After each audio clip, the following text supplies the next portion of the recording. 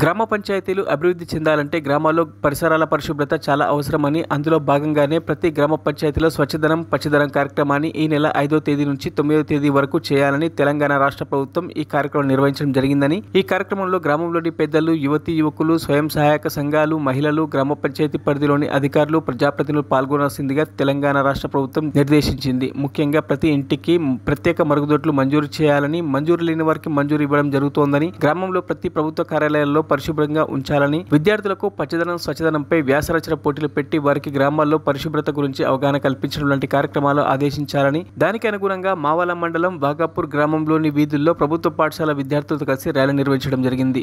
Road మీద మీ తల్లిదండ్రులు గాని మీరు గాని చెత్తను పడేయద్దు.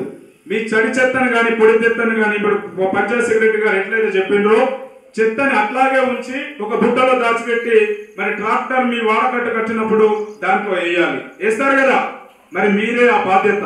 మీ పరిసరాలు, మన గ్రామం మన పాఠశాల అభివృద్ధి చెందాలంటే ప్రత్యేకంగా పచ్చదనం పరిశుభ్రత ముఖ్యమని చెప్పేసి మీ అందరికి నేను తెలియజేస్తా ఉన్నాను.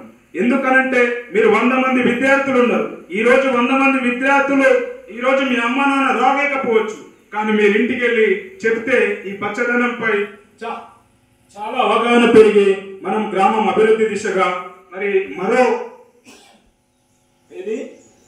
ముఖ్యంగా మన గ్రామం అభివృద్ధి చెందబోతా ఉంది.